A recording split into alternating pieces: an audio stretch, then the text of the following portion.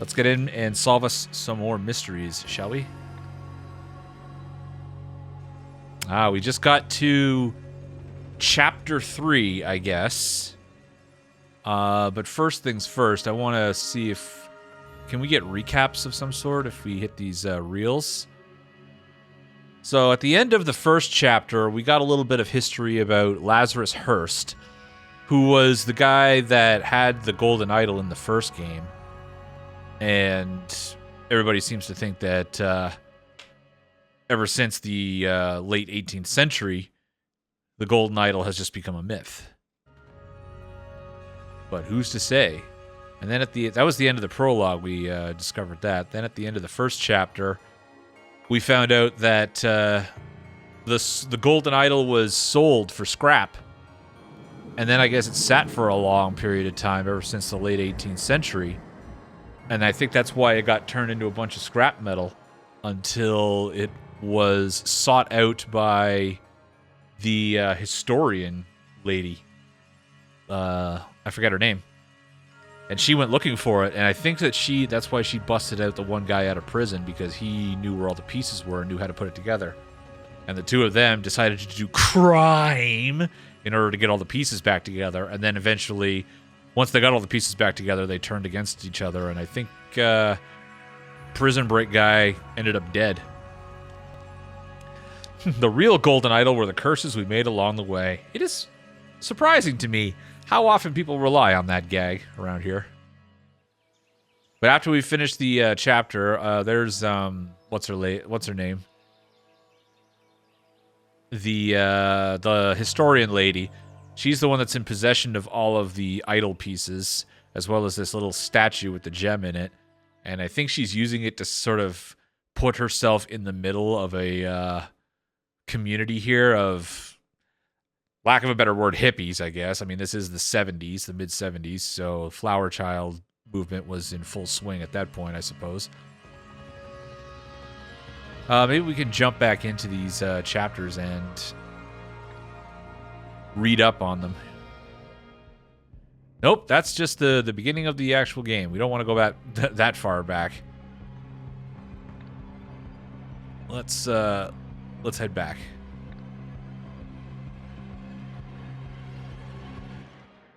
So here we are. This is what I was looking for here.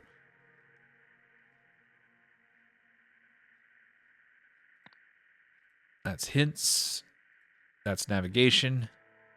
Story 1. Yeah, during a construction yard accident, the body of Luke Brown was found in the sewage pipe, affected by a strange condition that the police called the Red Curse. A few months later, a famous scientist, Isaac Nowak, was discovered dead by the Bagman couple. After being contracted by someone, Elizabeth Nowak worried that everyone would think Isaac Nowak had been a drug user. A few days later, Elizabeth Nowak offered to fund Brandon Bagman's tuition in exchange for confidentiality about the fact that Isaac Nowak had been affected by the Red Curse. Hours before the conference, Sebastian Walsh was offered a similar deal and took it. However, the laboratory investigation found that zero evidence that the Red Curse victims had been drug users. And I believe this is the most recent thing that's happened in the story so far. So there's people out there that are dying and showing up dead with this red eye thing. The police are calling it the Red Curse. And, nobody's really noticed it or anything until a famous person died of it. And there was a big cover-up, and his family's trying to keep it under wraps.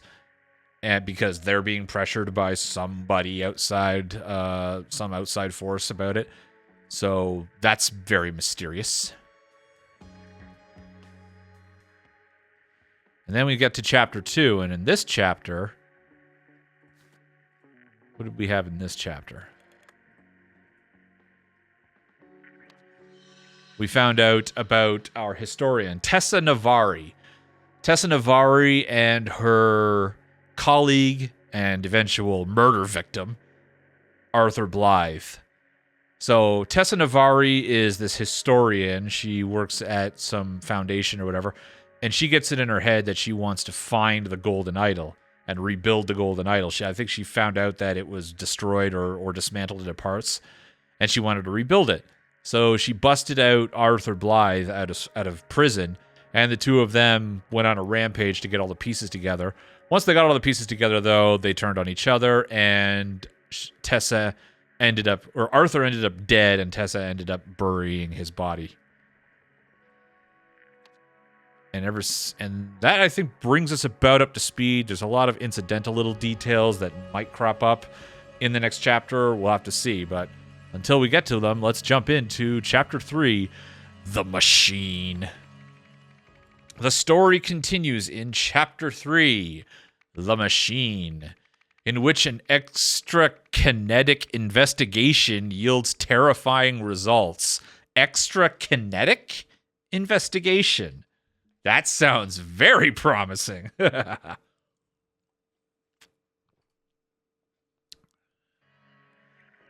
Okay. Well, we've only got 3 mysteries to solve here. The first one, I recognize this guy.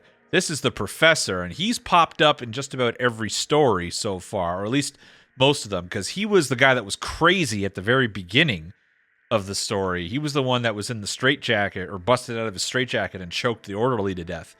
He also showed up at the auction for some of the golden idol pieces. He didn't do well at that auction, but he was also there. So he's been at the center of stuff. So him popping up again here is suspect. Let's jump in and see what he's got going on here. And Ignition. A dangerous technology is unleashed. Okay. He's fiddling around with a fire extinguisher. I get the feeling that's going to blow up in his face. Okay. As usual, whenever we come to a new scene, we start poking around and seeing what information's going on. What are you up to here, dude? Wanted to let you know that I'm running a game of King of the Castle with my D&D group, and I know what it's exactly like to be Dan. I know what it's like to be king. Oh, Mackenzie, isn't King of the Castle fun when you get to be the king? It's basically everybody against you. And the game likes to make you think that you have all the power because you're the king. Not the case. All right, Professor. So this guy's a professor. He works in the physical laboratory. This is chaos. I hope this is the right fire extinguisher. I should really have my reading glasses. Okay. All right. He has an access card.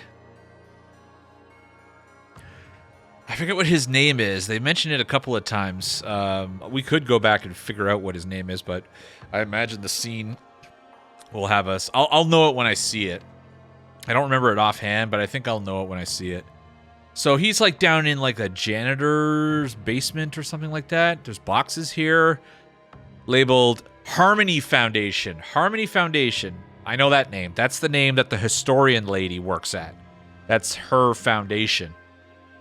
That's also, I think that foundation might be a front for her illicit actions. I'm not sure. But, okay. So why is all of her stuff down here? Inside this barrel we have a empty whiskey bottle. Mistlands Lake whiskey. All right. It's an empty whiskey bottle. Fine. Let's start. What do we have in the cleaning bin here? We've got some things. Cleaning supplies. A bag of cheesy corn chips. Okay. No detail in this game is insignificant. So, and you also have to pay attention sometimes because there was that one instance in the previous mystery where the lady used some green hairspray on somebody, and then later on in the same scene, you could see if you looked very close, you could see green spray paint on her fingers. So I'm wondering if we might come across somebody who's got cheesy corn chip dust somewhere on their person. Oh, something I didn't discover was a fingerprint on the whiskey bottle. Oh, do I have to match prints now? Oh, man, this is getting very detective-y. Good grief. So now I have to identify fingerprints? I imagine that's where the cheesy dust is going to come in handy. Okay, what do we have on the bulletin board here? We have No testing. Awaiting board approval. Stay behind caution tape. Reminder of OPIG's zero alcohol policy. We will not have another Reynolds fiasco. OPIG, I think OPIG is a credit union. Because I recall the lady, the historian lady, having a credit card that had OPIG on it. Still don't know why the lab's been so cold lately. Dress warm. As I said before, this is my favorite part of playing the game right now. Is just finding all kinds of clues and not knowing at all how they connect to anything. I like this part. Because everything's a mystery right now. Everything's a very interesting... Ooh. Oh, we got a blue pen with another fingerprint on it. Okay. I don't think it's the same fingerprint as the whiskey bottle, but we'll see. All right, let's start checking lockers. Locker number 1 has reading glasses with a fingerprint on it. Wouldn't surprise me at all if this is this guy's locker, because he said he needed his reading glasses. A book titled Primary Sources, Studies of Lumeria. I think this is this professor's locker, because I'm fairly certain he's a professor of Lumerian history. What other books has he got? Book titled Lumerian Culture Investigation, and a book titled The Archaeological Sites of Xenopolis. So I think that's this guy's locker. Locker number 2. We have a sign that says be ready to get ready. Doesn't actually say that, but it does in my head. Also, he's got a calendar that's marked June 18th. There looks like there's a blue tie here. There's, oh, I know what this is. Yep, this is the Harmony Foundation. Enter a state of true harmony, repair your emotional divide. So the Harmony Foundation seems to be like this is like Zen organization for like clearing your mind or whatever. Sort of very mystical. I guess that was very popular in the 70s, so doesn't surprise me. And we have a book here by Leonard Graves, How to Make Friends, Keep Them, and Use Them, from the author of Caught Them Off Guard. And there's the cheesy fingerprint. An impression left in an orange powder. So we know who the cheesy fingerprint guy is. Next one. Next locker is a coat that belongs to Jack. The coat that Jack wore. And Jack has a lot of photos here. Need both hands to complete a circuit. High connectivity. Structural elements provide support. No effect on operation. Oh my goodness. This feels like the biggest, most convoluted key to a huge pain in the ass problem that we haven't found yet. Oh dear. What books is Jack reading? Organic Chemistry and Key Mechanical Theory. So I wonder if this is like a school. Maybe. Since there's a lot of professors and a lot of lockers, maybe this is like the teacher's locker room or something. Last locker appears to have a pamphlet for Crawley leadership training. So a leadership camp. Our seminars will activate your true potential, exposing you to a new world of corporate opportunity. Okay. We have a crumpled note. Dr. Westlake. So this is June 2nd, 1975. So this is after the auction, I think. I don't have a timeline. I don't have my corkboard here. Thank you for once again bringing your concerns to the board. Again, we take the professionalisms of our managerial staff very seriously and have taken your complaint into consideration. However, we cordially remind you that it is inappropriate to publicly accuse a direct superior of workplace intoxication. Mr. Spender expects a formal apology. No further follow-up is required. Sincerely, Nathan Hoyle, Board President. So we have some names. All right, what do we have here? Okay, we have another manager and board president inspection on the 18th. Unlock lab door. They won't have an active swipe cards. Aurel looking into precise origin of parts. Aurel, I think, is our doctor guy here. I think his name is Aurel. Jack to clean the glassware. Lab staff reduced by 1. Eugene is now in janitorial duties, thank God. Okay. Jack, we saw that name earlier. Jack to clean glassware. Okay. So we've examined everything in this room. Let's go to the next room. He's frantically looking for a fire extinguisher. I think I know what might have happened in the next room, but let's see. Yeah, that's about what I expected. Oh boy. There's some shit going on in here. Look at this craziness. Oh, man. All right. What's the door say? Nothing, but we have a fingerprint here for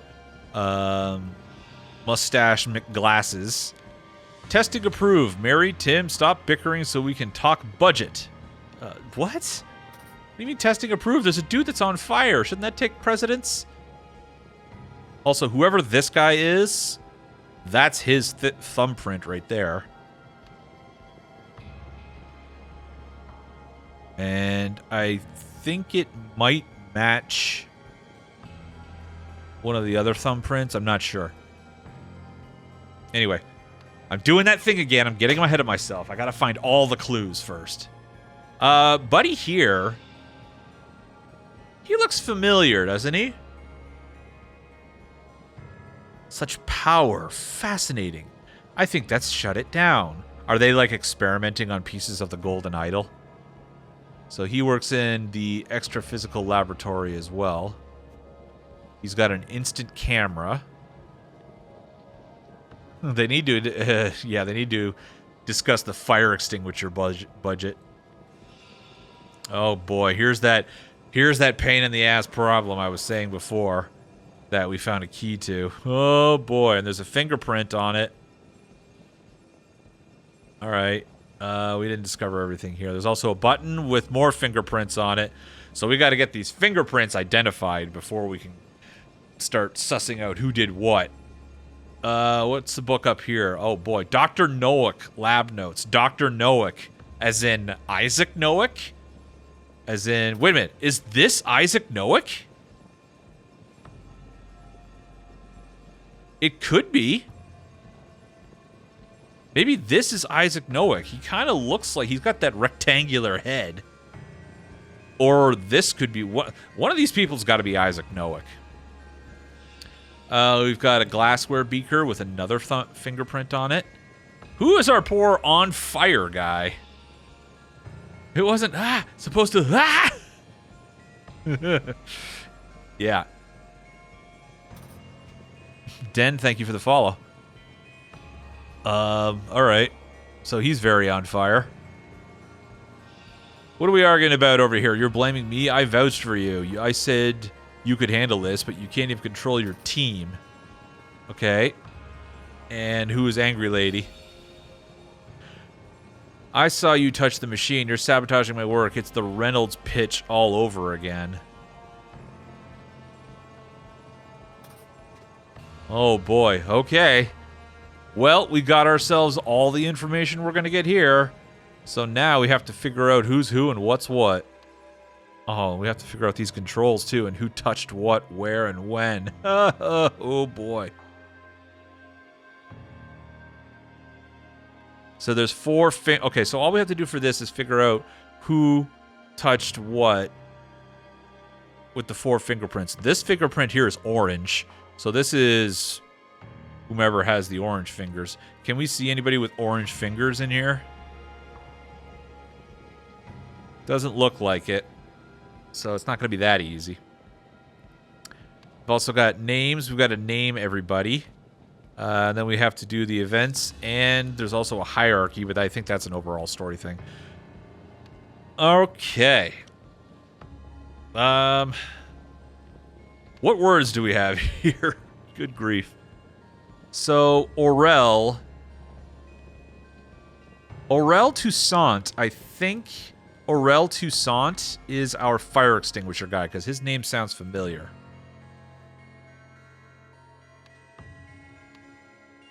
So I think you are Aurel Toussaint. Now we have a Noack in here, but I don't know if that we need a Noack because we have more names than we have spaces right now. Oh, we got to figure out names and stuff. Good golly, Miss Molly. Plus there's also controls. Okay. Can we identify who has the orange thumbprint? It belongs to the person in this locker room. Or this belongs to the person with this locker. I don't think it's Aurel. I'm at the point now where I feel like, well, the game hasn't given me any information. How am I supposed to figure this out? But I know better. This game always gives you exactly the amount of information you need. You just have to be clever enough to put the pieces together. What does this guy got? He's got a head that's on fire. I think Angry Lady here is team leader. This locker belongs to Dr. Westlake. Okay, so this fingerprint here I think belongs to Toussaint. Aurel Toussaint. Because that's his reading glasses. Jack is to clean the glassware. There's a glass up here. I think that's Jack's thumbprint right there, or Jack's fingerprint right there.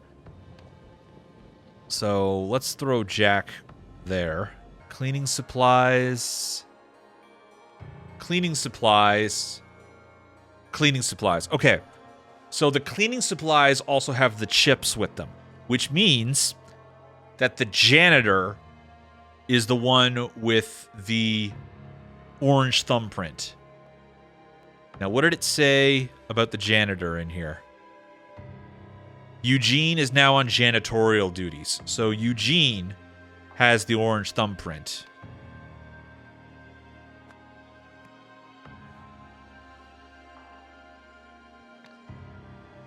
Now, he's also got a locker in here that has an orange thumbprint on it, right? Yeah. So this is Eugene's locker. He's also got the Harmony Foundation pamphlet. I don't know if any of these guys are Eugene. I don't think Eugene's here. I bet you Eugene sabotaged everything and then didn't come back. Eugene sounds like a jerk, probably. I mean, I don't think he's well liked. Lab staff is reduced by 1. Eugene is now on janitorial duties, thank God. That to me sounds like he wasn't very well liked. So that probably goes towards motive. Maybe, like I said, maybe Eugene sabotaged everything. I bet you Eugene's like the only person here, or the only person who's not here that we have a name for. Because we have 6 people here and we have more than 6 names. The whiskey bottle print also looks like Eugene's. It looks like it's just the other finger. Because it's a rise up from the left and then a small solid triangle. And if we look at the book in Eugene's, who we assume Eugene's locker, it's a rise up from the right. And then, yeah, that could be Eugene as well. Also, we have a name, Leonard Graves. Oh, we didn't have that in there. That's fine. That's because it's on a book. Why does this guy having a camera matter? Like, he wouldn't have it otherwise. Also, we didn't read these notes. Holy God. I just skipped over entirely all of these Noack's notes. Device, function, unknown danger equals whatever. Metals identified, high reactivity and conductivity. Dr. Toussaint says parts Lumerian in origin. Dr. Toussaint, that's Aurel Toussaint. He's the Lumerian professor. So, fully reconstructed, ready to test. So, they're testing the reconstructed golden idol, I think. Mr.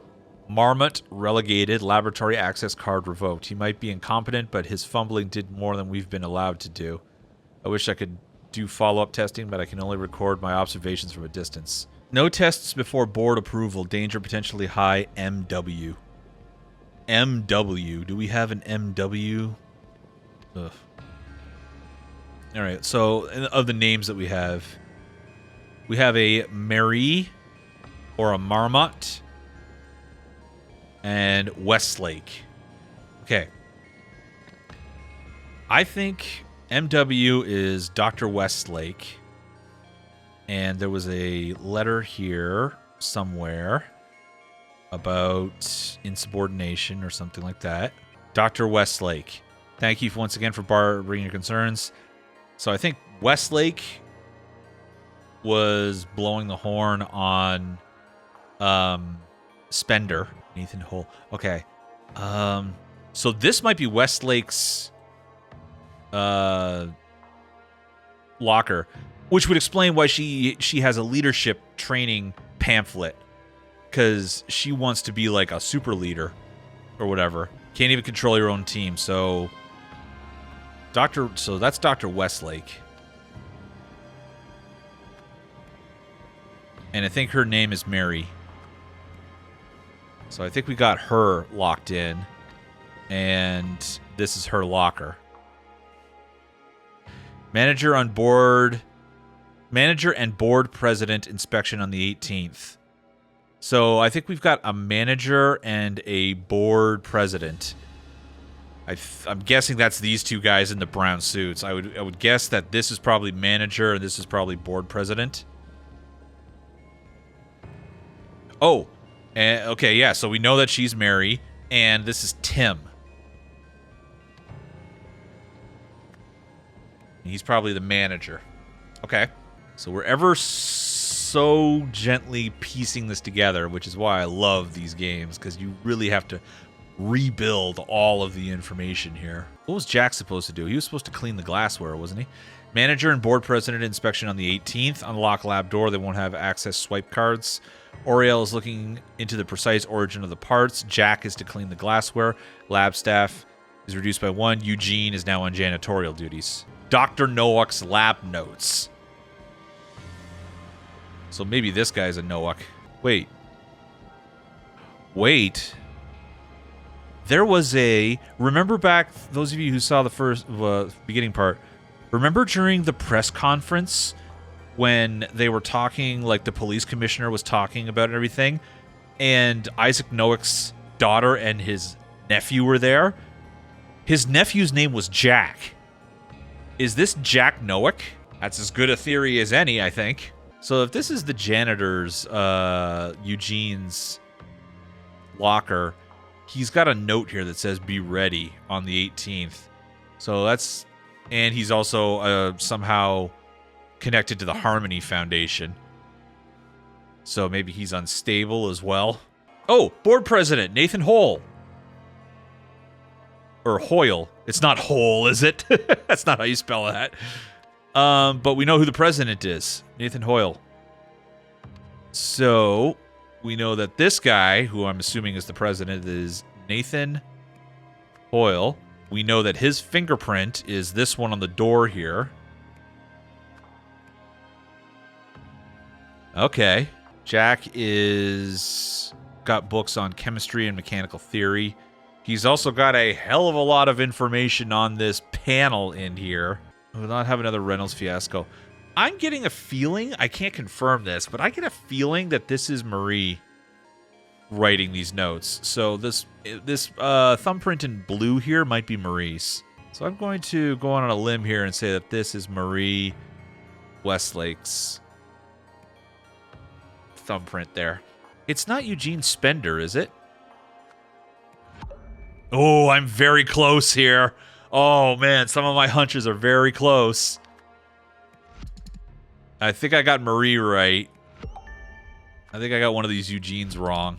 So, of the 4 doctors, guy on fire here doesn't have an access card. So, maybe he... I think that makes him Mr. Marmont. Also, we've got the event page. Maybe this can fill in some information for us. Because sometimes you can usually just feel your way through what happened here based off of the words that you're provided. So, Marie Westlake's team worked to reconstruct the device after performing tests without approval. Somebody had his access card revoked. And I think this is probably Eugene, whoever. On the day of the tests, the something... Yeah, I think this last one is it activated and he caught fire of the device. Kind of working backwards here. Need to borrow Amanda's murder board? No, this game has more than enough of those as it is. Oh, we really got to nail down these names here, though. Okay, so I'm very close on the names. Is it Jack Spender? No, that's Eugene. Is it Eugene Hoyle? Is it Eugene Marmont? And then Tim is actually Tim Spender? Yes! Okay, I got it. Oh man, I got the names locked in. We are ready to rock and roll now because now I know who everybody is. So yeah, our burn victim is Eugene. So I was wrong at all about him the whole time. This game is great because you can't exactly brute force your way to answers, but you can feel your way towards answers, if that makes any sense. You can, like, just try stuff and you might get close. The game never fully tells you. The game does a good job of being like, you're close, but that's not exactly it. And I love that in a hint system in games like this. Okay, so now that we know who's who, we can start figuring some shit out here. So if this is Eugene's locker, then Eugene has something to do with the Harmony Foundation, which is very sus. This is Jack's locker. He seems to know a lot about the device, which makes sense, because his uncle was Isaac Noack, who was pretty smart. And then this is Marie's locker. So we have Maria's locker, we have Jack's locker, we have Eugene's locker, and we have Aurel's locker. And then the two other guys, they wouldn't have lockers because one's the board president and the other one's the manager. Okay, it's starting to come into focus here. Oh, it's the whiskey bottle, right? Yeah, the whiskey bottle here. That's Tim Spender's whiskey bottle, I think. Yeah, because Marie called him out for drinking on the job.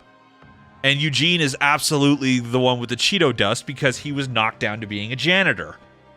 Okay, so we got fingerprints done. So now we could probably suss out these controls.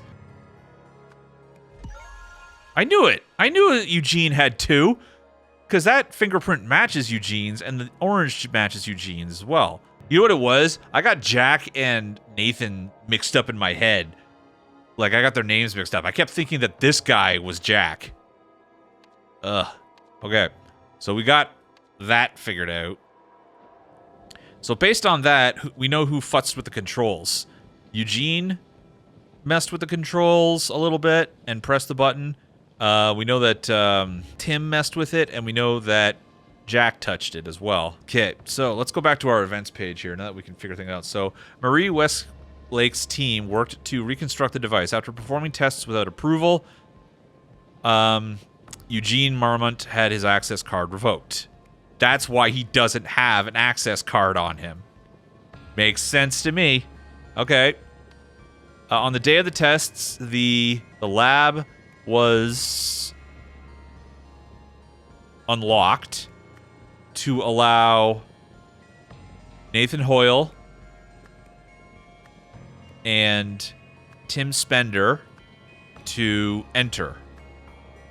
This gave somebody the opportunity to follow them in. Oh, this gave Eugene Marmont the opportunity to follow them in. When Eugene Marmont used something to something to something, both hands, he used both hands. That's why he's got two thumbprints on them, and only one of them has the cheese dust on it. Used both hands to touch the device, touch the controls of the device. It activated and caught fire. Oh, I'm so close. Damn it. What? No. What? What am I missing? Crap, I thought I had it all right there. Damn it. After performing tests without approval, Eugene Marmont had his access card revoked. On the day of the tests, the lab was unlocked to allow Nathan Hoyle and Tim Spender to enter. This gave Eugene Marmont the opportunity to follow them in. When Eugene Marmont used both hands to touch the... Maybe it's one hand? On the day of the board inspection instead of the tests. Stinch with the save. Okay, yeah, that makes sense.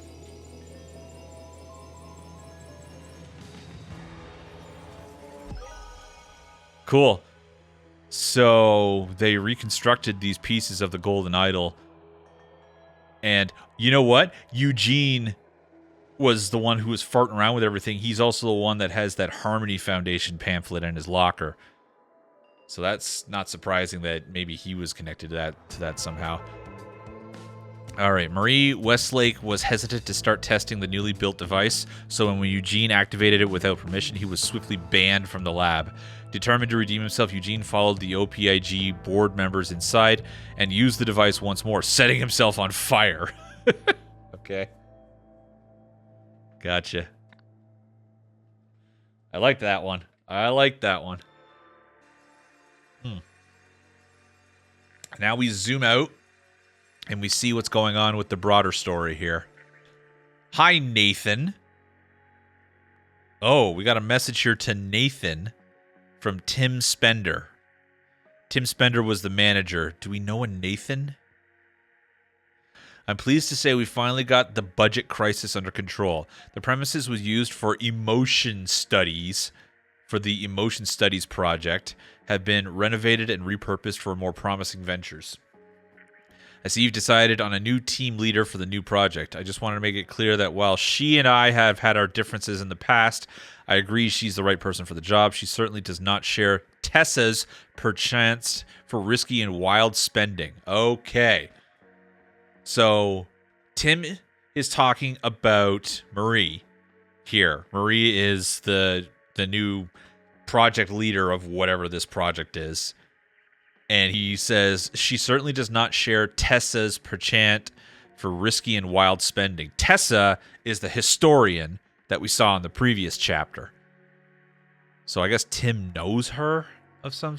I suppose he would, because she's got OPIG's credit card in her pocket at one point. Okay. I'm trying to think who's Nathan. Oh boy, well, we got to figure this out now. Well, we can't figure anything out here because all we have is names.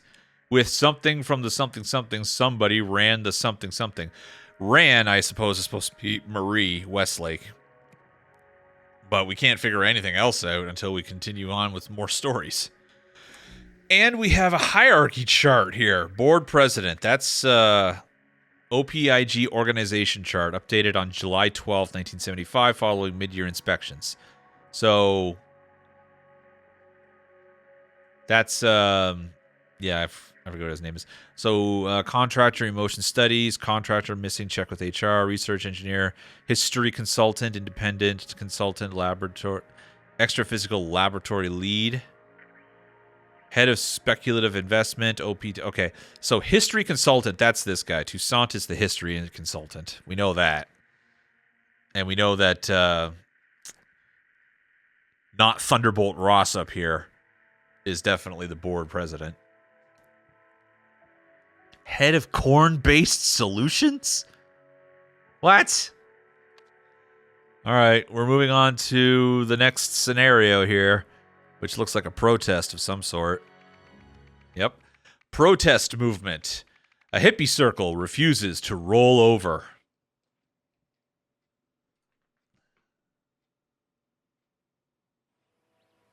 What is going on here? We're in the suburbs here. Somebody's having a bad time with their grill, I guess. And what's going up here? Oh, there's lots of hippie shit going on over here. We got an outcast over here. So, whoa, boy. There's a lot to unpack here. Doesn't look to me like there's any murder going on right here or any death going on right here. Usually every scene there's somebody getting very dead or at least very harmed. Then again, I guess the prison didn't have that. All right, let's start in on Yellow House here. Yellow House appears to belong to Tobias? Oh, no, this is not Tobias. He's asking... Tobias appears to be the guy. I'm guessing he's the guy underneath the grill. This is Corbin. Thank you for considering our agency Thank you for considering our agency for your manuscript. Your observations are certainly intriguing. Oh, just for closure, I would like some assurance that you have your subjects' permission to write about them. We want the scientist, Jack, was it? Jack, the scientist. I'll bet you that's Jack Nowick. Or the woodworking family, the Amstels, to sue us for libel and leave us all broke, would we? Lana Pete. Leonidas Agency. Great name. All right, so we got some names here. So we know a couple of names here. We know this guy is Corbin. And I think he is spying on the hippies. Yep, and he's keeping a diary here. New occupants are even more suspicious than the Hippie Foundation, or whatever it was called. The Hippie Foundation. I'll bet you that's a stand-in for the oh, I forget what it was called now. The thing that that Tessa was head of. The further up the hill I walk, the more a cold chill I get. Look at the ivy. I'm not imagining it. Entry 98. You think the hippies would have rolled over by now, but from what I've gathered, they're still determined. I don't like that. Entry 99. To think my own daughter's caught up in their nonsense, it boils my blood. If Pa were still around, she'd call it a disgrace to the Shaw name. So, we have Corbin Shaw, and I'm willing to bet Outcast Girl here is probably the daughter. Oh god, I hope he didn't see me, but man, it hit the organizer's bike. I'm going to be in so much trouble. What hit the organizer's bike? Yeah. I'm willing to bet that she's also a Shaw.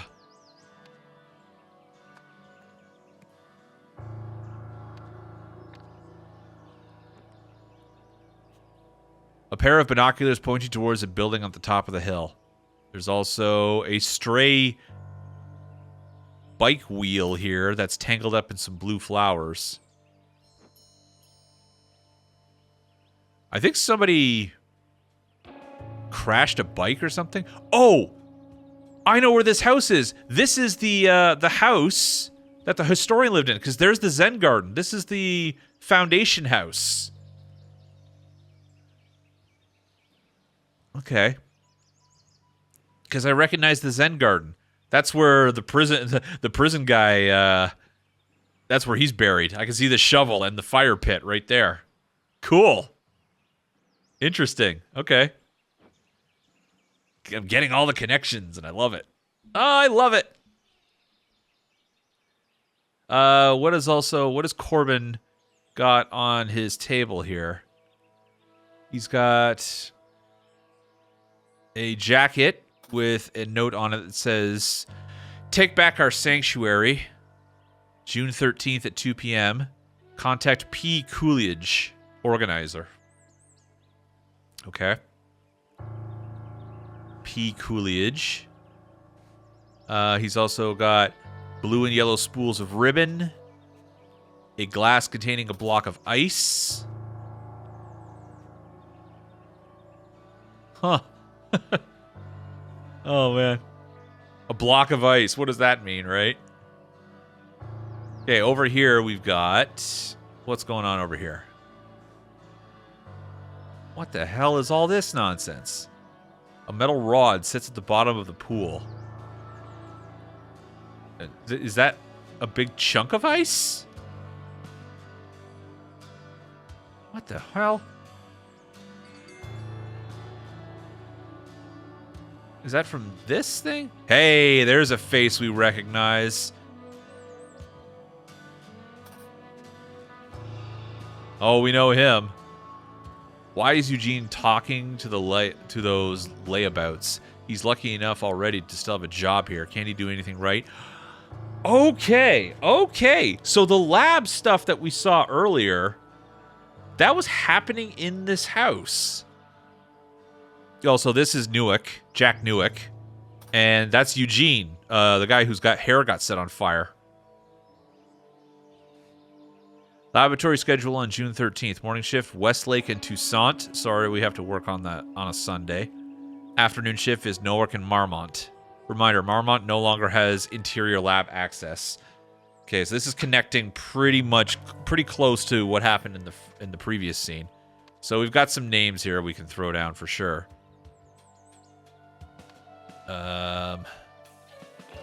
This is Jack Nowick. And out here we have Eugene. That makes so much sense. I was trying to help. I didn't know why they were so mad at me. And he's getting the pamphlet. I think this scene happened before the scene with the accident, because he's getting the pamphlet now from the hippies. In the previous scene, he already had it in his locker. So I think these are playing out of order.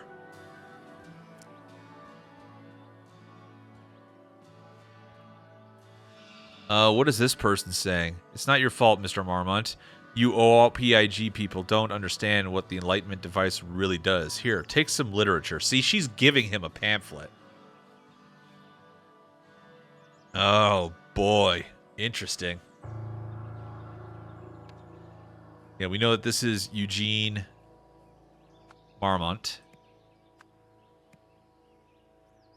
I feel like I've seen her before somewhere, but I don't know who she is. She could be Coolidge.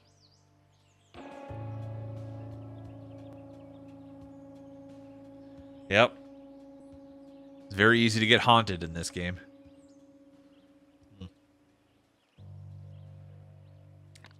Also, Hootie just spinning around in circles there kind of reflects my mental state right now. So, what's going on over here with Jack and the device over here? Oh, man. The device has got different symbols lit up now. I wonder what that means. Also, some of the symbols that he's got here are also on their signs over here. I wonder if there's some cipher deciphering I have to do at some point. Broken bird bath. Okay. What happened with the bicycles here? Looks like they all got crashed into by something. Hang on a sec. Which one of these bicycles is missing a wheel?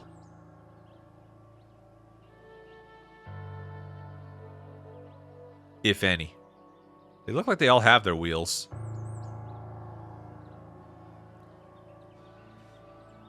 There's a skid mark here.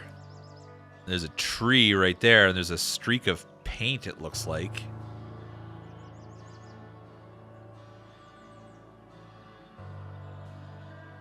Huh. All right, what are the hippies saying? Oh my god, what aren't they saying?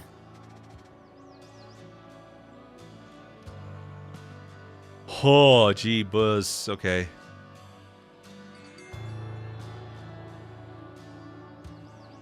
OPIG hates Harmony.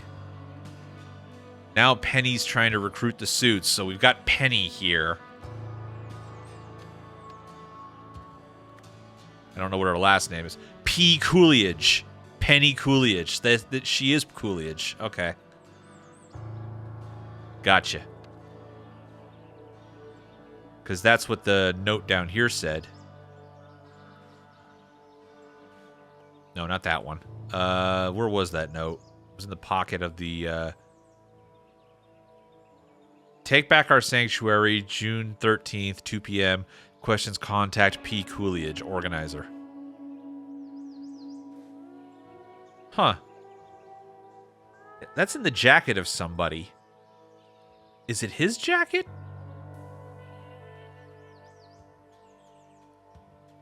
I'm not sure. Also, it's kind of hard to say. I'm not sure exactly what happened here. Like, the order of events that's happening here seems very weird.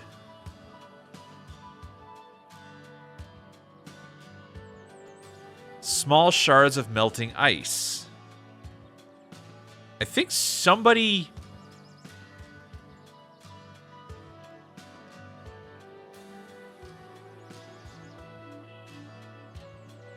Okay, well, there's There's the blue flowers. And there's the wheel with the blue flower tangled in it. Oh, the wheel is from the wheelbarrow barrel here.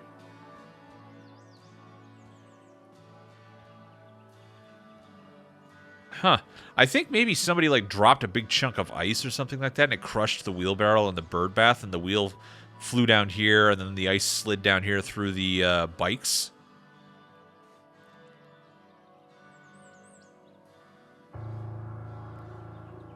Maybe it was her.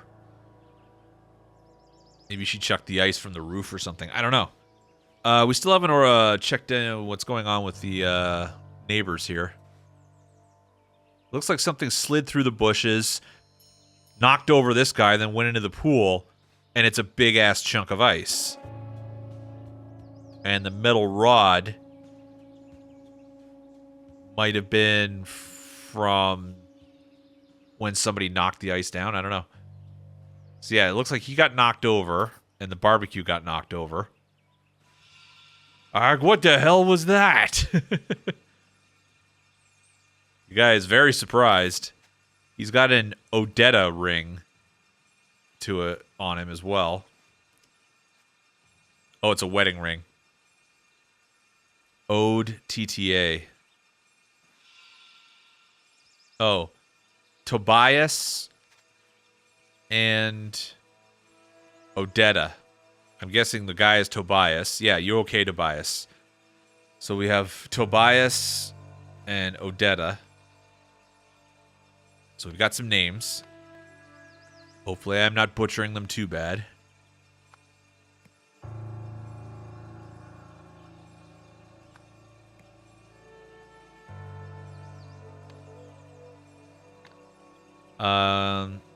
What's Mom got with her? She's got a newspaper. Cuthbert leads Newell's Peel Club to victory. Benson out with injury. Peel is another... I think Peel is like this universe's equivalent to maybe rugby. Feeling hot this summer? How to cool off in style. Dog. The Newell's Herald, established in 1952. Okay. Another wedding ring. Fine. What's the kid think? Mom, it almost hit me. Yeah, it sure did. Okay, well, we've explored everything. Now we gotta put the pieces together. Jeffrey quickly out of the pool now. So we know that the kid's name is Jeffrey. We need a name for this family, though. Once I get a name for this family, I'll have everybody's names locked in, and then we can start working on stuff. Hold on, I'm counting on you. Thank you for your closure. We'd like some assistance with you, the subject's permission to write about it. We want the scientist Jack, or the woodworking family, the Amstels. The woodworking family. He's got a birdhouse over here. This is the woodworking family. This is the Amstels. So, Amstel. And we just need to know the daughter's name. The new occupants are even more suspicious than the Hippie Foundation, or whatever it's called. The further up the hill I walk, the more of a cold chill I get.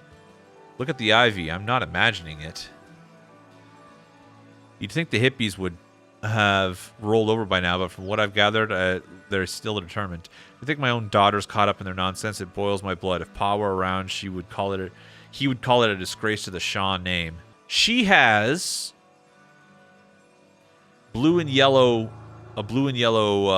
weaved headband from the fabric right here. So this is her jacket. That's why she's got the note. Okay. We still don't know her name. Maybe the hippies let us know. I bet you it's Andy. They're doing weird stuff in there, man. Did you see that old moon-gazing bath? He's talking about the bird bath. Don't worry about it, man. Andy's taking it back. We'll be gazing again in no time. I bet you her name is Andy. Yes! Oh, baby, I got the juices flowing tonight. I'm telling you what. I'm on fire right now, so I got all the names right. Next, we have to figure out the path. The object's path. Woohoo, boy. All right. Well, it eventually ended up in the pool. after crashing through the bushes. So the object started out in the bird bath, crashed into the bikes, which belongs to Penny. Then it slid over to the tree. Then down the hill. I think I got most of that right. Slid down the hill. Maybe I got the order wrong here. There we go. I had the order of operations wrong. Okay, cool. All right, so let's fill in what happened here. A group of... Well, the only thing that's in a group right now is protesters gathered outside the Harmony Foundation, upset about the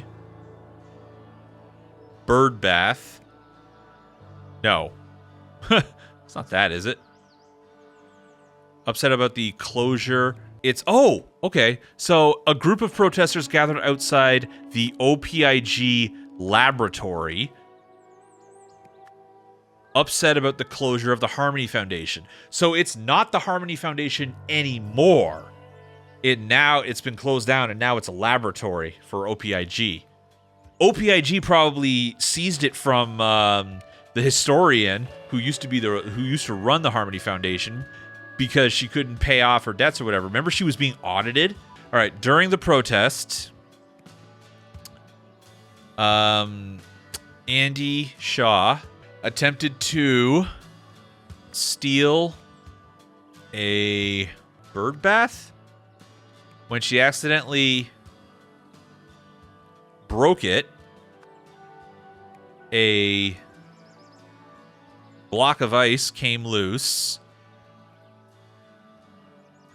rolled down the hill, and hit what's his name? Tobias Armstell. Armstell's barbecue? Hit his barbecue, causing it to fall over and injure him. Yes! Ah, first try.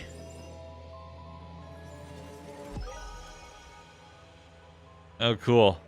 Why would a bird bath have a block of ice in it? Does that make sense? Is that something that people with bird baths do? It seems weird to me.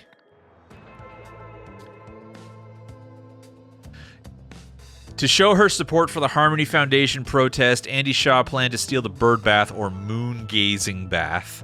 However, she wasn't strong enough. She dropped it. It sent a block of ice down the hill and into the Armstell family's barbecue. All right.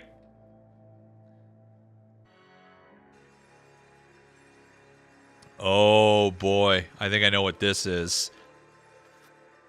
Uncle Isaac. This is from Jack. So, yeah, this is Jack sending a letter to his uncle. Look what I found in Mother's attic. Remember our first experiment together? It would have burned my eyebrows off if you weren't there to save me. It's when you started calling me Icarus. Oh, Jack's nickname is Icarus. That has implications. Hope you see you again. I always feel so inspired after our talks, and believe me, I could use that right now. The people in charge here have all the wrong priorities, but what can I do? Maybe I can impress Mr. Hoyle, and he'll swap me and Marie around, but for now, I'm on the bottom rung. Wish you were here. They'd all listen to you. With love, Jack. So, yeah, Jack is working. He wants to be swapped around with Marie. Marie's like the project lead, and he's just a lowly scientist. So this is... Oh, man. It's so mind-bendingly twisted to like jump around the chronology of this game, because we've seen what eventually happens to Isaac. Oh boy. With parts from the something with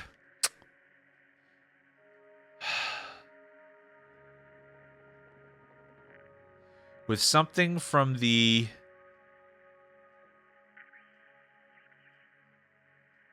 funding from the OPIG Corporation. Marie Westlake ran the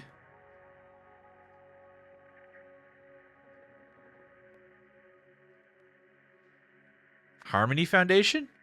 That doesn't seem right. Harmony Foundation was closed down.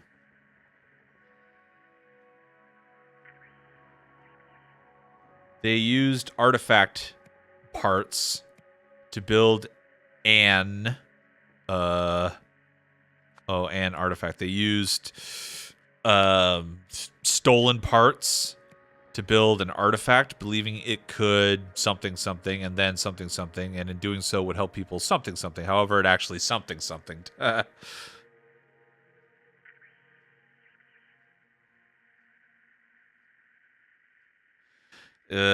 don't know that I should take a shot at trying to fill this out until we do the final scenario. Okay, so we can fill out some more roles here.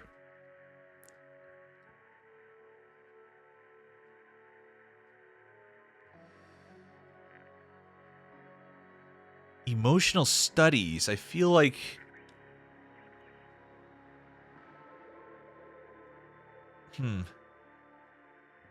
Head of speculative investments, extraphysical laboratory lead, independent consultant. So I feel like Speller is head of speculative investment.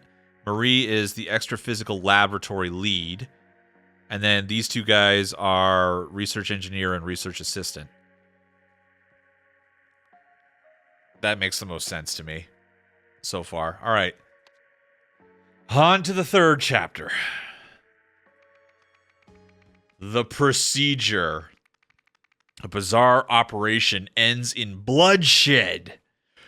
Ooh, it's getting spicy, y'all.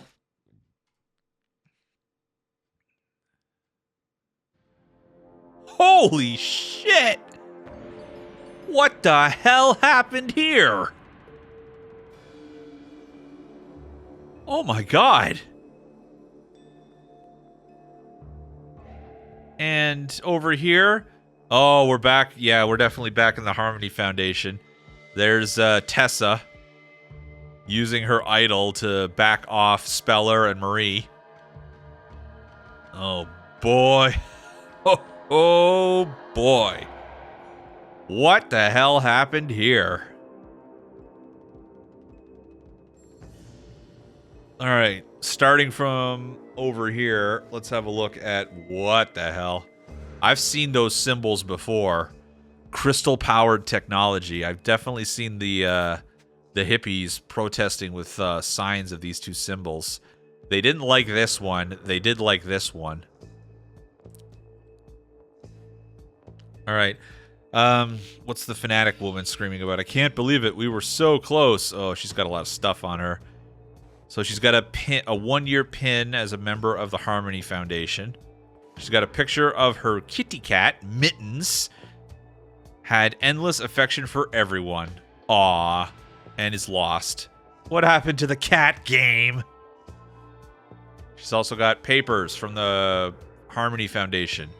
An agenda, 7:45 arrival, commencement address, levels reading, phase 1 elimination process, phase 2 replenishment process, levels reading, graduate meditation, departure.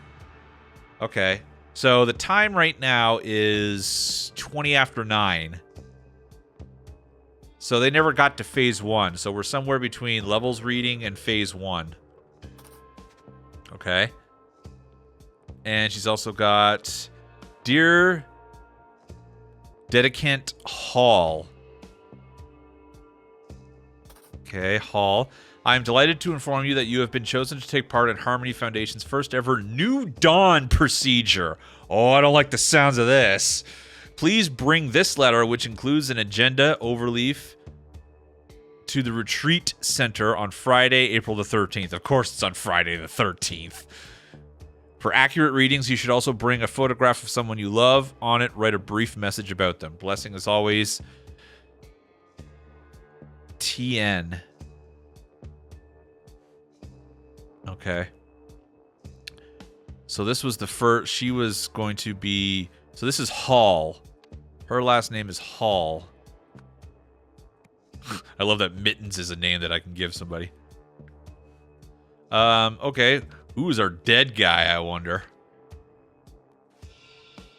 What? Where am I? All right. He's got a 1 day. So he's brand new. Actually, maybe she collected all of this stuff off of him. Who knows? He's also got a picture of Neil Remington. Dad taught me the importance of standing up for family. Okay.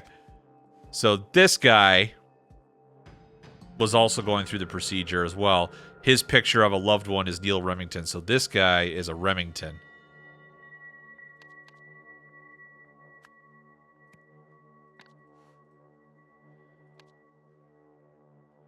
So whatever this new dawn procedure is, it appears to be draining out whatever this is and putting back in whatever this is. All right. What's going on with these two guys? These tree huggers can never just come quietly, can they? You all right, Bruce? So he's got a taser. Meet Mr. Spender and his colleague Marie at 7 Sweet Pea Drive at 9:20 a.m. Okay. Spender and Marie, we saw them. 7 Sweet Pea Drive, that's the address here. 9:20, that's what time it is. Bring tasers, but only for self-defense. Yep. Before removing occupants, explain our hands-off approach to the new guy. Got it. Ensure all property remains inside the building. It belongs to OPIG now. Okay. So this is the hostile takeover of the building by OPIG. This is before the Harmony Foundation went under and OPIG took over the building. So this is halfway between what we saw before. In fact, this is the first thing that happened chronologically before. Like, we've been going... All this chapter, we've been going backwards in time. This is very memento. Because this is still the Harmony Foundation.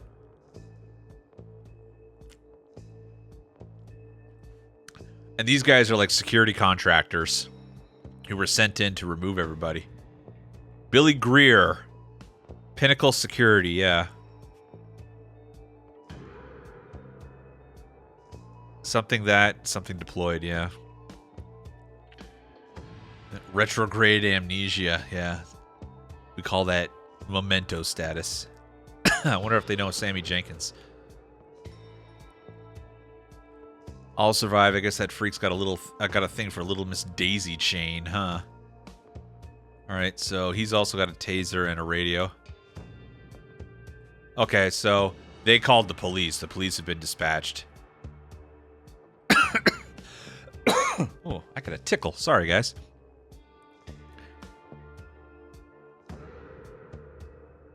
So, this guy's been tased. His taser's empty. So they didn't want to come quietly, and this guy grabbed himself a crystal here, broke it off, and started attacking these guys. When they tried to remove him from his procedure here, I guess.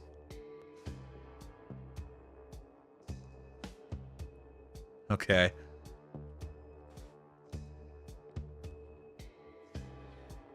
So that's what happened over here.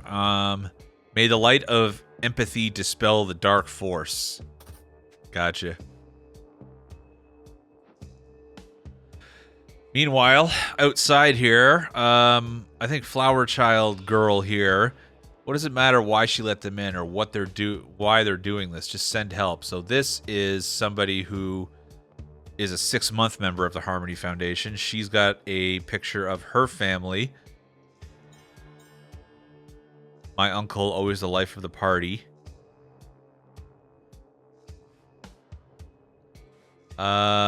This is Robinson. Okay, so we have her name.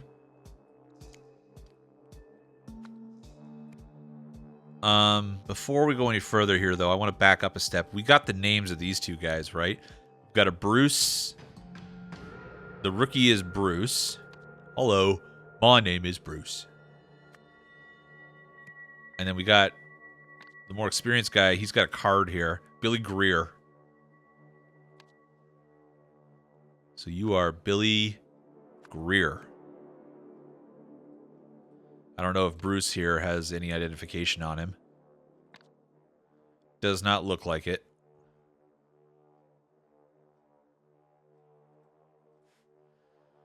Okay. Anyway.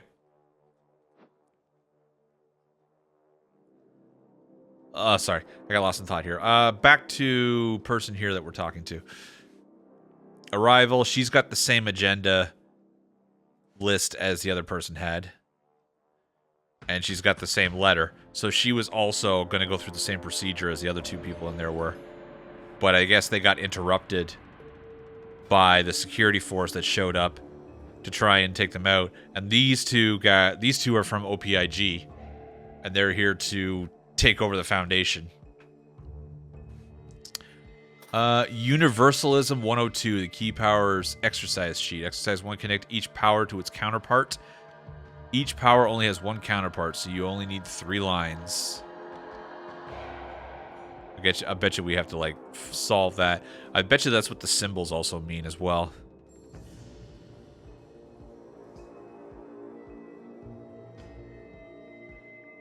Illuminate, obscure, eliminate, replenish, purify, contaminate. Those would be the 3 connections I would make. They seem like the most sensible opposites. All right, what else have we got going on here? Each day here brings us closer to enlightenment. Uh-huh. Who's she calling anyway, by the way? Oh, there's messages for Trish here. Peace and blessings, madam. Please allow me to bring someone along to this historic event. The person I have in mind is practically consumed with hatred. No one needs this more. I beg you, give them a shot. Okay. Thank you. Oh, thank you, madam. We both look forward to seeing you very soon. So somebody brought somebody else.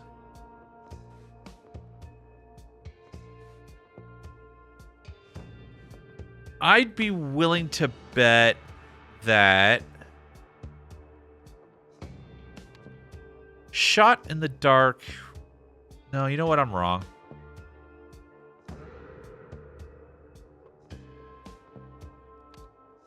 I don't know. I had a theory there, but it doesn't really come together.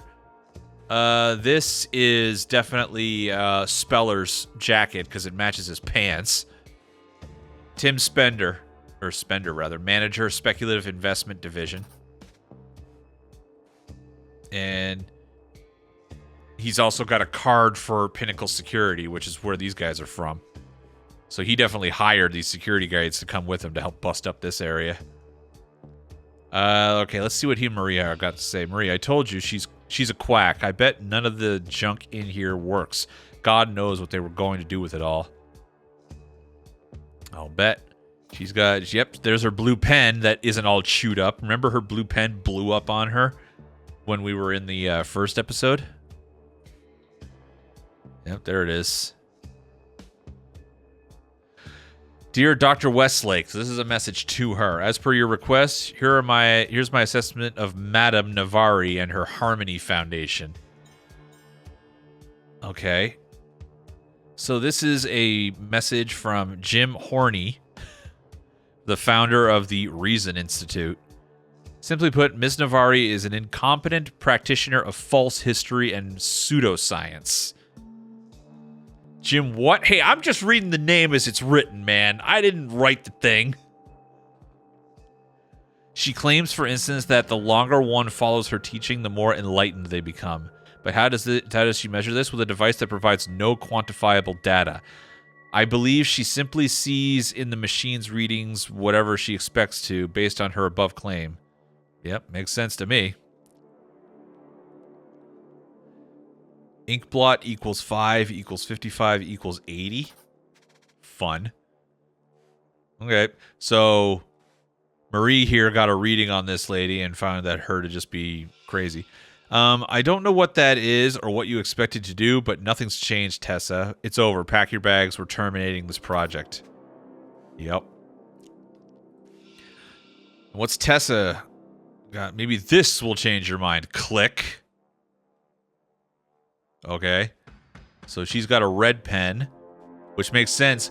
Remember way back, you probably don't remember, back in the jailbreak episode, the guy who broke out of prison got a letter that was written in red ink.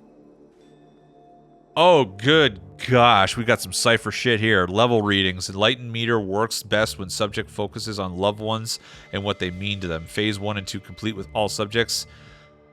Hook levels are 0 and key levels are 100, i.e. enlightenment. Okay.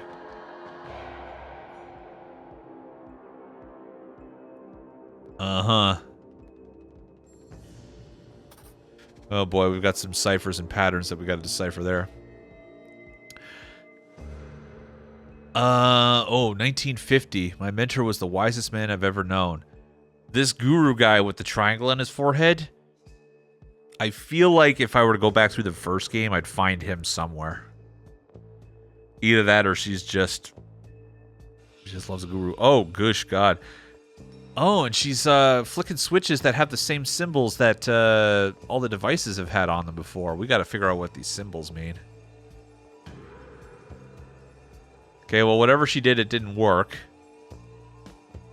What did she throw out here? Piece of paper that says, commencement addressed, first draft.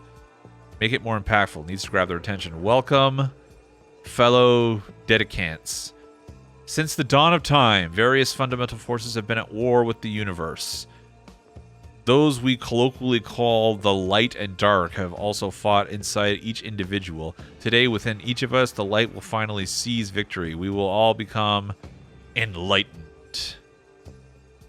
Yeah, that's pretty bad. Sure you want to go with that? I'm not surprised she threw that out. Oh god, and here's Universalism 101, the fundamental forces of order and justice, hatred, chaos, justice, and empathy. Yikes. Alright, I think we've looked everywhere. Nope, there's one thing somewhere that we haven't checked out. Oh, there's something on the floor here. Myson. He's the other security guy. Okay, we got his name.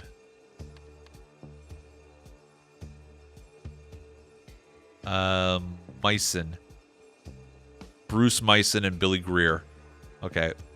We know some of these characters' names already. We know Tessa Navari. We know Tim Spender. And we know Marie.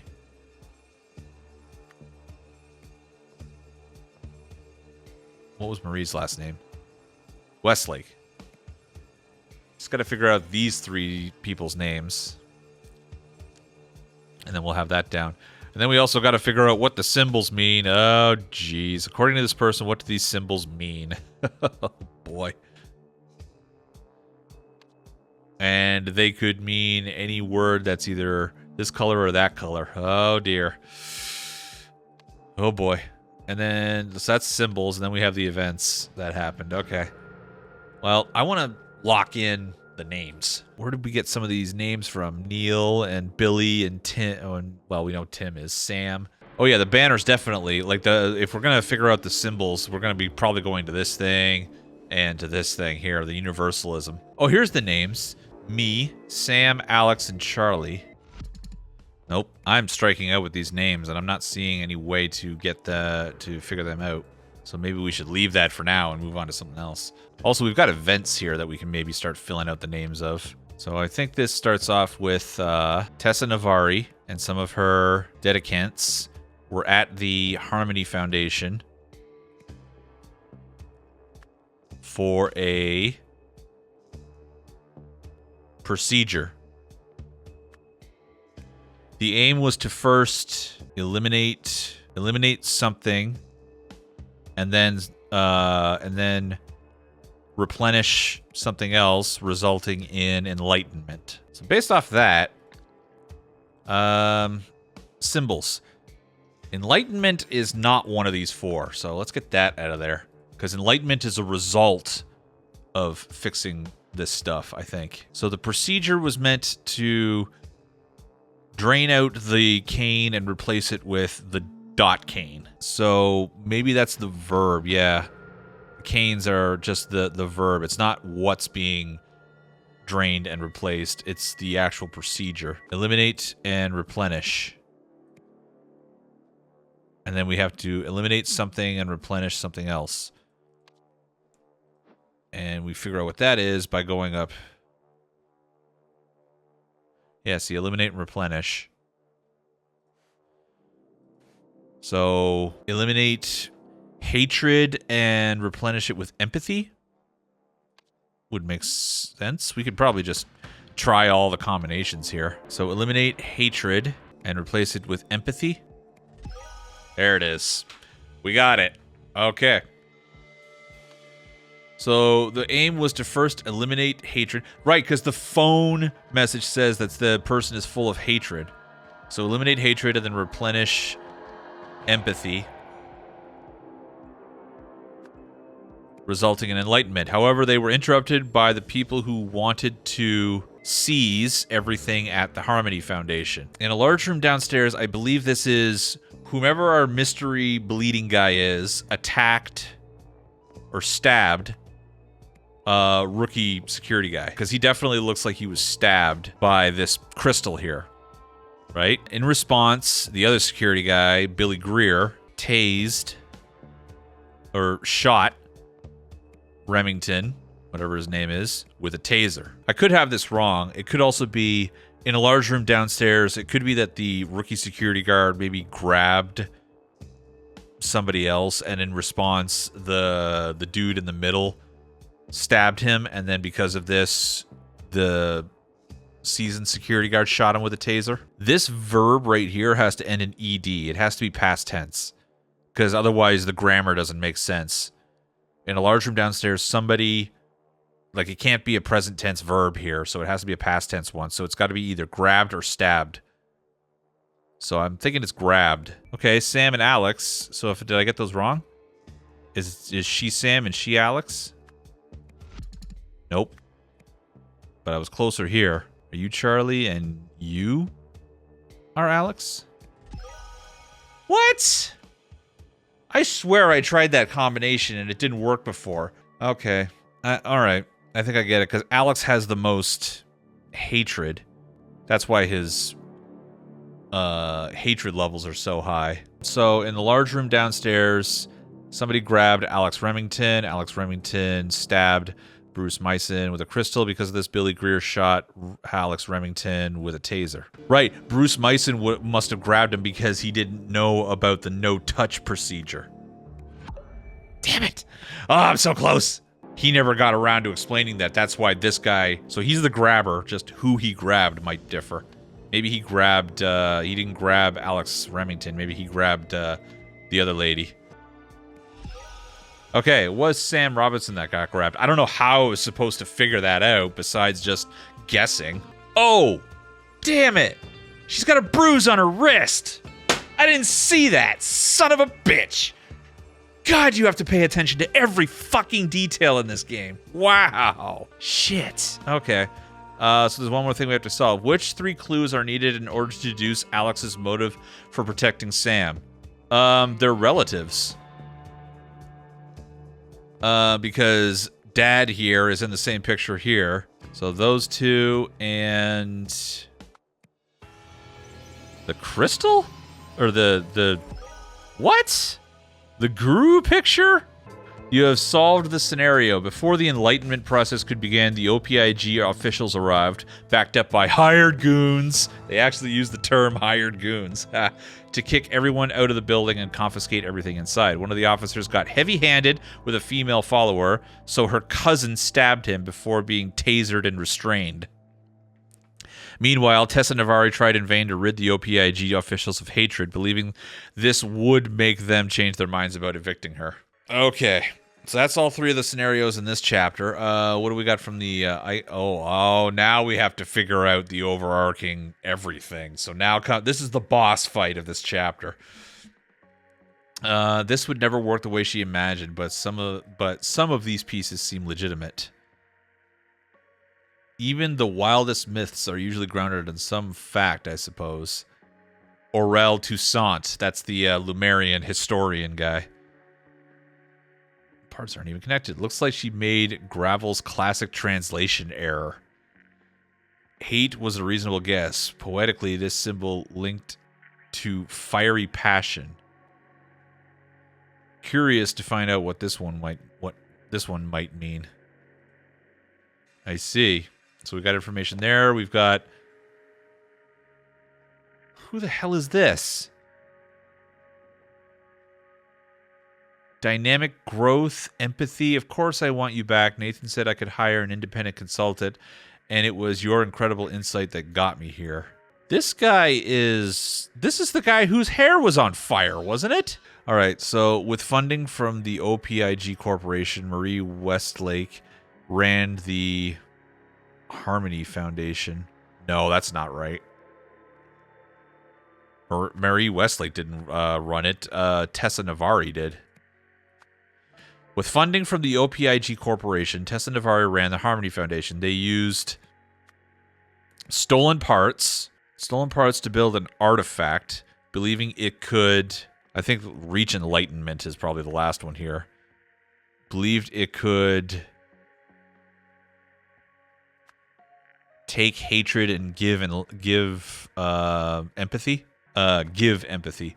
And in doing so would help people reach enlightenment. However, it actually, due to Tessa Navari's overspending, we know that she's an overspender. Due to Tessa Navari's overspending, the OPIG Corporation, the Harmony Foundation building was repossessed. Somebody realized that the artifact might work if it were rebuilt or activated. Marie Westlake was in charge of its, testing, I guess. But delayed testing. Despite this, something, the new device, so was denied access. Okay, so this is Eugene Marmont activated the new device and so was denied lab access. Okay, getting there. Filling it out. I think I'm close. This might be a Spender. Tim Spender. Tim Spender realized the artifact might work. Or maybe it's not artifact. Maybe it's device. This might be delayed testing. Was in charge of its something. I like that something is a word that I can just fill all these in with the word something. With its reconstruction. Charge of its reconstruction, but delayed testing. Despite this, Eugene Marmont activated the new device and was denied lab access. However, it actually destroyed life. Shit. Okay, so I'm very, very off here. I don't know how wrong I am on most of these. I think I got most of them right, but an artifact, that seems right because AN, so this word has to start with a vowel. And I don't think there's any of these other golden words that are nouns that start with a vowel. Believing it could take hatred and then give empathy, and in doing so will help people reach enlightenment. However, it actually set people on fire. Tim Spender realized the artifact might work if it were maybe not activated, maybe it was rebuilt. Marie Westlake was in charge of its reconstruction, but delayed testing. Despite this, Eugene Marmont activated the new device, so was denied lab access. Also, we've got a hierarchy chart here that we still haven't figured out. Okay, if we go into the procedure, which was the beginning part of the story, let's go through everything chronologically here. Since we're trying to solve this chronologically, I don't know what that's supposed to do, but nothing's changed. It's over. Pack your bags. We're terminating this project. We're terminating this project, he says. So what project is he talking about? I don't think that's contractor, emotional studies, head of speculative investment, extra-physical laboratory lead, and independent consultant. I think Tessa is the independent consultant, and the contractor might be this guy. Nope. Oh boy. Wait, independent consultant might have been terminated. Nope. I'm taking shots. Maybe this guy's a security guy. Maybe he's not supposed to be there. History consultant, research assistant, and research engineer, I think I've got right. Board president and head of speculative investment, I've definitely got right. Extra physical laboratory lead, I've got right. It's just these last two that I don't have exactly right. Except one of these has to be wrong. Because if I fill out these two here, If all of these were right, then it would come up and say 2 or more answers are wrong. But since it's saying incorrect, that means at least 3 answers here are wrong. And we know that it's probably these 2, but I don't know which of the third one it might be. Unless I got these 2 guys swapped around wrong. I like the idea of Tessa as the contractor because she's also linked to another contractor who's missing. And I think that might be the guy that she buried. Don't know. And then our story here is definitely lacking a little bit. The stories have gotten a lot more complicated, haven't they? I was doing so well for a while there. So ignition, this is when the experiment went wrong, when Eugene tried to set off the experiment here. So what we have to do now is we have to just like hunt around for side details and try to piece together everything that happened here. With funding from the OPIG Corporation, Tessa Navari ran the Harmony Foundation. That all seems right to me. They used stolen parts to build an artifact, believing that it... Maybe it's not artifact, maybe it's... No, it has to be artifact, because AN. We already been over that. But they used stolen parts. They used testing broken parts? No, stolen, like broken parts to build an artifact, believing it could take hatred and give empathy, and in doing so would help people reach enlightenment. However, it actually destroyed life. Maybe it's not destroyed life. I still think this is stolen parts. Or maybe broken parts sounds better. Because she didn't exactly steal them. She got all the parts. They were almost stolen from her. Due to Tessa Navari's overspending, the Harmony Foundation building was repossessed. That all makes sense to me. Tim Spender realized that the artifact might work if it were activated, if it were rebuilt, if it were rebuilt or activated. It seems like the only things that would work here. Marie Westlake was in charge of its reconstruction, of its... Was activation in here? No. Realized that the artifact might work if it was rebuilt seems more likely here. Marie Westlake was in charge of its reconstruction but delayed testing. Or it's not avoid testing, but yeah, delayed testing. Despite this, yeah, because she delayed testing, right? Because that's what this says up here. No tests before board approval. Danger potentially high. Maria Westlake. So that tracks. Despite this, Eugene Marmont activated the new device and so was denied lab access. Yeah. Regulated laboratory card revoked. Right, because we know that he activated the device because that's what the end chapter note said, which was this one. Marie Westlake was hesitant to start testing the newly built device. So when Eugene activated it without permission, he was swiftly banned from the lab. Determined to redeem himself, Eugene followed the OPIG board members inside and used the device once more, setting himself on fire. So maybe it's not Tim Spender. Maybe it is the CEO or the guy that runs the place. What's his name? This guy here. Hoyle, right? Nathan Hoyle? I think that's his name. Let's go back into this. Because what does Hoyle say here? Testing approved, Marie. Tim. Testing approved. Marie, Tim, stop bickering so we can talk budget. Yeah. And he is the head guy, Nathan Hoyle, board president. And we know that he is Nathan Hoyle. So it's either Nathan Hoyle or it's Tim Spender. I mean, Tim Spender did say right here, I vouched for you. I said you could handle this, but you can't even control your team. I saw you touch the device. You're sabotaging my worth. It's the Reynolds pitch all over again. Due to Tessa Navari's overspending, the Harmony Foundation building was repossessed. That seems like it makes sense to me because one of the notes here says, pleased to say we finally got the budget crisis under control. The premises was used for the emotional studies project, has been renovated and repurposed for a more promising venture. Oh, hang on. Contractor emotional studies, that's the project that got terminated, right? Because the Harmony Foundation is the premises that they were using for the emotional studies project, but it's been renovated and repurposed for a more promising venture.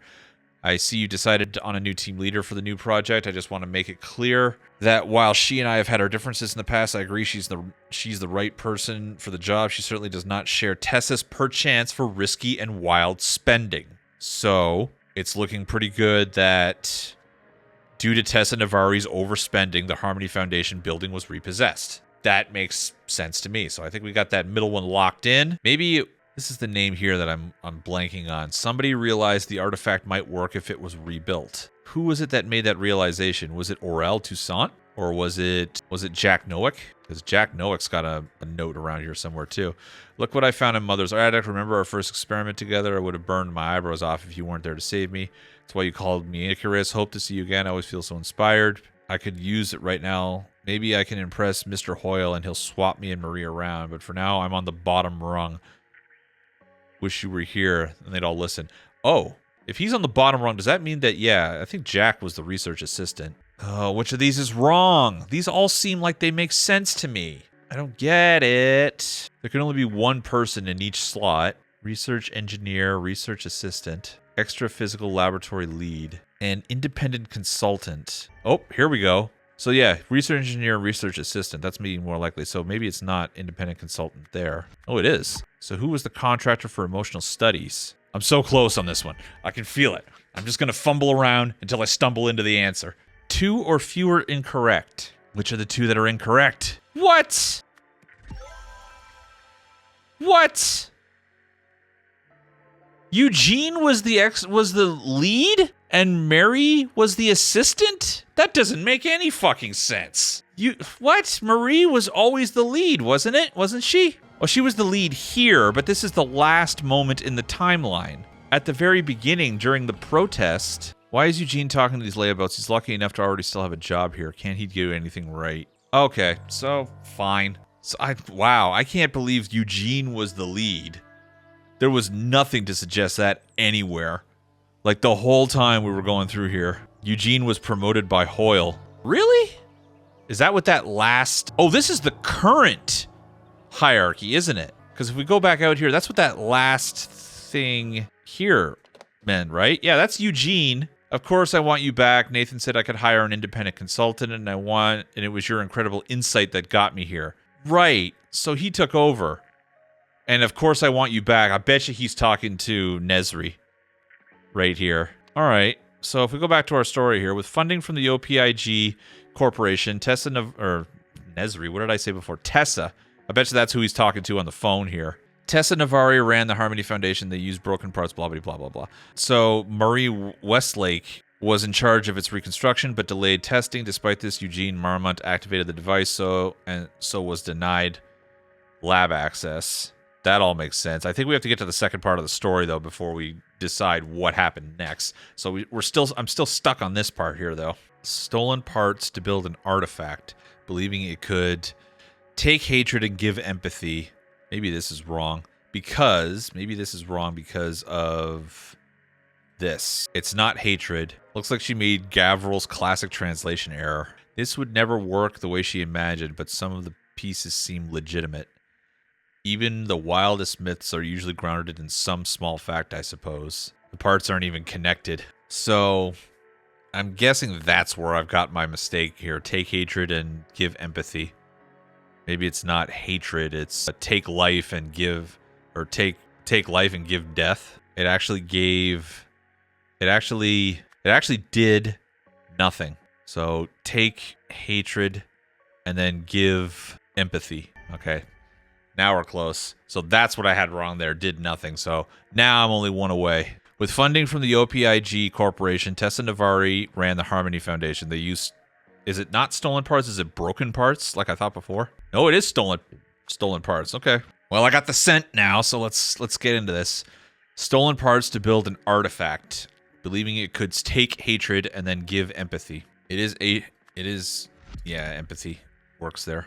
And in doing so would help people reach enlightenment. Reach theft. No, reach enlightenment. If I swap a word out for a word that I already have in there and it goes to incorrect, that means I've gone from 2 mistakes to 3 mistakes, which means that I need to undo and go back a step. What I'm looking for is what word do I swap out where it stays on 2 or fewer incorrect, and that means I'm on the path to what the right answer is. Maybe this is supposed to actually still be Tim Spender. Yep, I think so. Okay, it didn't say that was wrong. Realized that the artifact might work if it were activated instead of rebuilt. Nope, it's rebuilt. Marie Westlake was in charge of its reconstruction, but delayed testing. Despite this, Eugene Marmont activated the new device, so was denied lab access. Maybe it's not artifact, maybe it's device. Except I don't think that's an option here. So never mind. It is Marie Westlake here, right? It's not Eugene? Yeah, okay, it's Marie there. Again, this name here, I think, is where we're off. Maybe it's Aurel Toussaint. There it is. Yeah, because Aurel is the history buff. All right. Finally, man, that took some brain matter to get to. Oh, crap. We got a second half of the story. Shit. Oh, God. And a whole new... All right. After learning about the Harmony Foundation... I think this is after learning about this has to be either Harmony Foundation or RPG Corporation. After learning about I assume it's Harmony Foundation, or maybe it's OIP, maybe it's the corporation, I don't know. After learning about the Harmony Foundation, believed that he had been punished because the something had been set to something, however, actually it was set to something, which something's a something. Fuck. Okay, I think we have to figure out the workings of this damn device, which is what I was afraid of. So we have to figure out what these symbols mean, what they actually mean, because according to Toussaint's note here, the original message or the original translations that we got was wrong. Gavril's classic translation error. I feel like that's some kind of real-world knowledge that I should know about. I don't know what Gavril's classic translation error is. Maybe it's like they're backwards or something. Hate is a reasonable guess. Poetically, this symbol linked to fiery passion. Love? Could be. And maybe these are like swapped around. According to the ladies, the symbols here eliminate and replenish hatred and empathy. It's not hatred.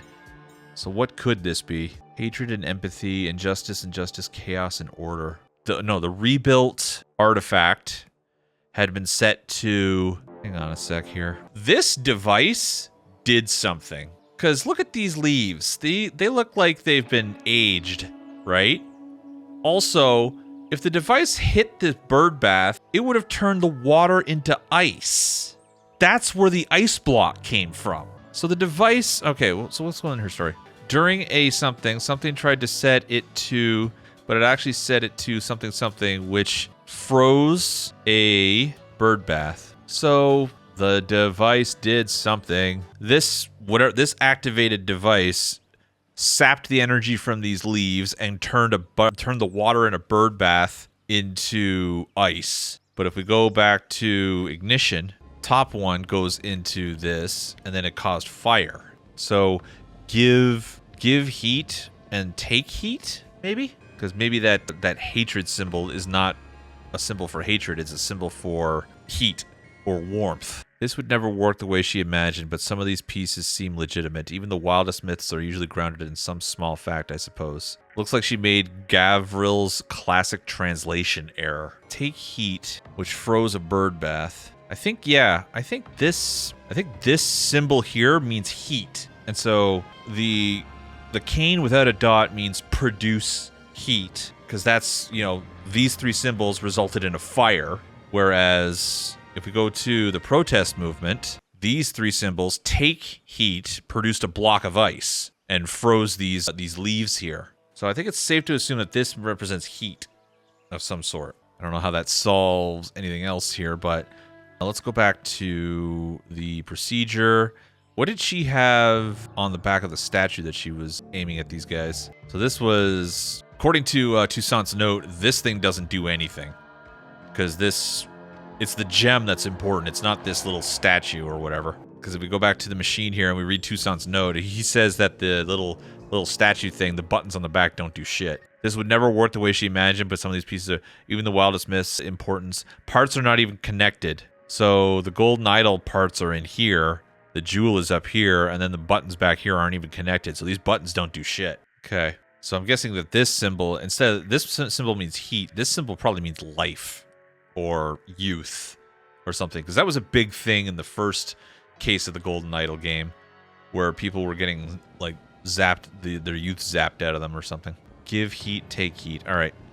So during tried to set it to, but actually set it to take heat, which froze a bird bath. I don't think froze a bird bath matters here. Somebody was something by somebody's something. Okay, a light bulb just went off in my head for this last paragraph here.